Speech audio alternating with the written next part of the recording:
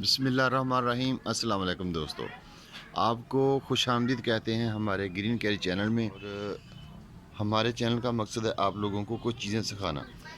तो वीडियो तो आप हर रोज़ गार्डन के रिलेटेड बहुत सारी देखते हैं, लेकिन उनमें से कुछ वीडियो आपको फ़ायदा देती हैं और कुछ नुकसान। तो आज जो हम बात करने जा रहे हैं वो एक ज़बरदस्त प्लांट है, अफ्रीकन होस्टा। तो ये देख लें इसका बल्ब।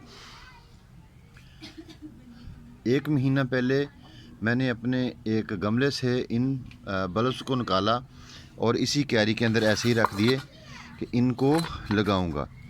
तो यहाँ पर बारिश की वजह से, पानी की वजह से ये तमाम तर प्लांट जो है ना उगना स्टार्ट हो गए। ये देख लें, ये देख लें, प्लांट ने यहाँ से ग्रो नहीं की, इसने अपना एक छोटा सा बेबी, इसने भी बेबी दिया, देखें।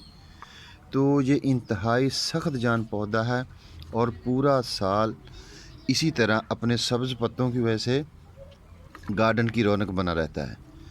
तो साथ साथ ये अपने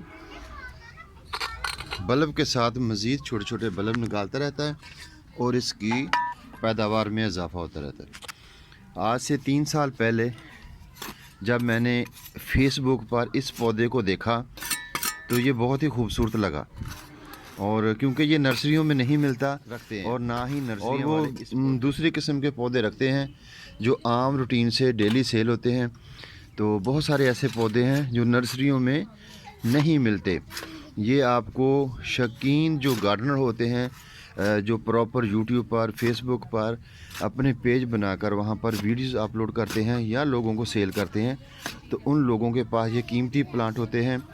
वो लेते भी महंगे रेट पे हैं और फिर जैसे जैसे उनके गार्डन में ये चीज़ें बढ़ती रहती हैं वो साथ साथ सेल भी करते हैं। तो इस क्यारी को मैंने 1 साल पहले लगाया था और इसके अंदर मिट्टी जो है वो बहुत ज़रखेज़ थी। मिट्टी भी है, सैंड भी है और इसके अंदर लाल मिट्टी भी है खेतों वाली। तो इसके अंदर मैंने गोबर भी मिलाया था। तो इसके अंदर साल भर मैंने 2 से 3 जो वैरायटी की फसलें हैं वो ली। अब मुझे लगता है कि इस मिट्टी के अंदर जान इतनी नहीं है, तो इस मिट्टी को थोड़ा सा निकालेंगे, एक दिन धूप लगाएंगे और फिर इसके अंदर हम शामिल करेंगे अपने घर की बनाई हुई खाद। तो इस एरिए पर आते हैं जहाँ पर हमारे बहुत सारे और भी पौधे हैं। ये देख लें, ये जो मैंने निकाले हैं ना, यहाँ पर पहले हमारे पास साग था, ये वाला ऐसा साग।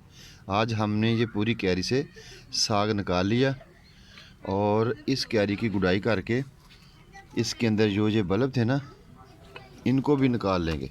ये देखें, इसकी जड़ें अभी डैमेज हुए बगैर निकला, ज़मीन के ऊपर ही पड़ा हुआ था।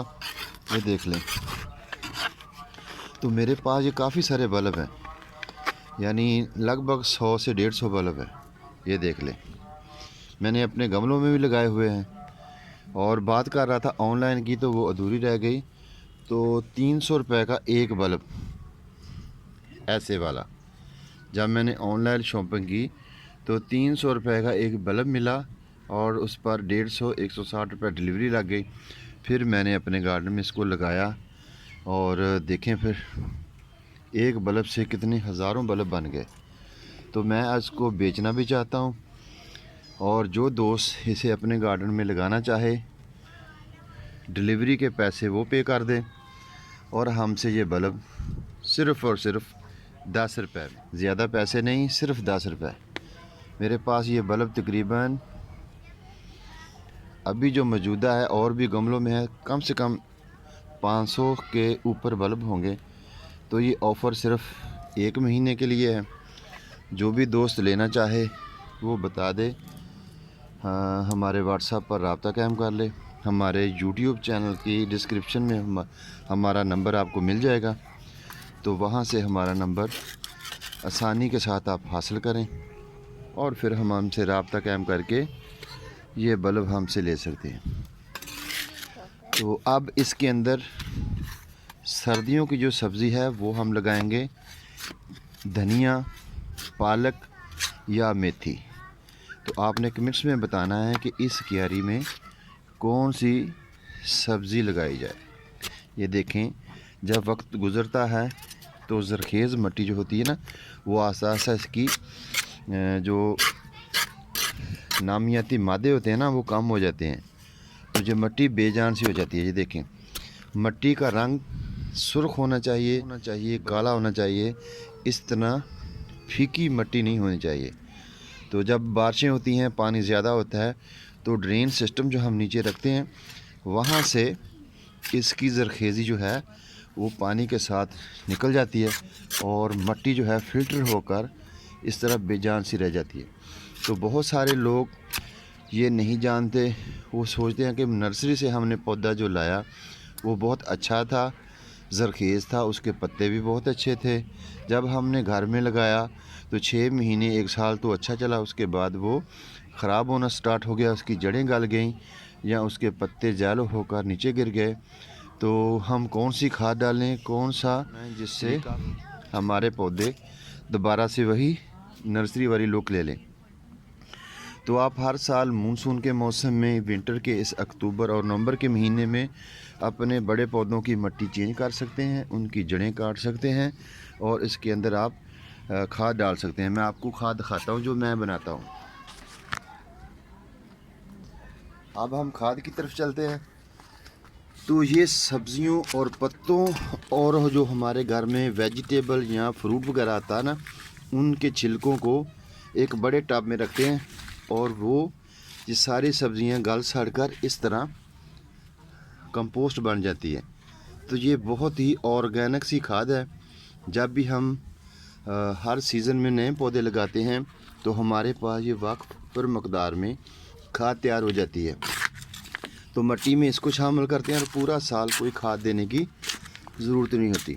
तो ये छोटी सी बाल्टी मैंने अलग से निकाली है और मेरे पास एक बड़ा सा ड्रम है जिसके अंदर हमारी सीजनल सब्जियों के छिलके जाते रहते हैं। ये देखें, अभी आम की गुठलियाँ हैं, क्योंकि आम के सीज़न से लेकर अब तक इसके अंदर जितनी भी खाद बनी, जो सब्जियां डाली उसकी खाद बन गई। तो अब इन गुठलियों को छानने की मदद से छानेंगे और हमारे पास इस किस्म की ज़बरदस्त ऑर्गेनिक खाद आ जाएगी, जो कि खालिस सब्जियों के छिलकों, फ्रूट और पत्तों से बनी हुई है। ये मिट्टी नहीं होती, बहुत वज़न में हल्की होती है, लेकिन ये अच्छी खाद होती है। तो ये मैंने 2-3 दिन पहले मिट्टी एक निकाली थी, इसके अंदर खाद भी शामिल की थी। तो अब इसको थोड़ा सा और गमलों से निकालेंगे और इसके अंदर और खाद डालेंगे। ये देखें, हमारे पौधों के ये मैंने पहले 2 बाल्टियाँ निकाली थी और ये गुठलियाँ। अब फिर दोबारा इन गुठलियों को उसी डब्बे में डाल देंगे। ये अगले आने वाले 4-5 महीनों में ये गल सड़ जाएंगी, इनका निशान ख़त्म हो जाएगा। तो ये मैंने पौधे भी लगाने हैं, कुछ लगाए हैं, ये देख लें। ये खजूर का पौधा लगाया और ये मेरा अमरूद का पौधा है, इसको भी मैंने खाद डाली। ये मेरा फालसा है, अक्टूबर का महीना है और हमारे फालसे पर फ्रूटिंग चेक करें, ये देख लें। अब ऊपर का एरिया भी आपको दिखा देता हूँ, ये देखिए।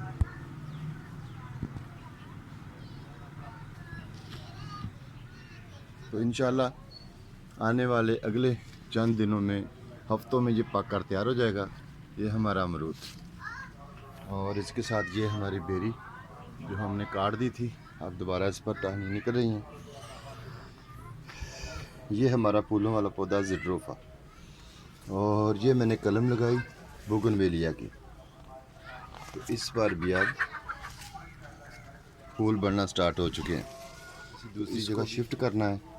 फ़िलहाल ये यहीं पर गमला है, थोड़ी सी इसकी करनी है सफाई और इसके बाद फिर यहाँ पर नए पौधे लगाने हैं। तो इसके साथ ये देखें हमारा कितने इस पर फूल बने हुए, ये देखें एस्पेरीग्रास।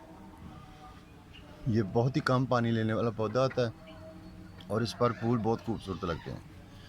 तो दोस्तों, कैसी लगी आज की वीडियो कमेंट्स में ज़रूर बताएं। अल्लाह हाफिज़।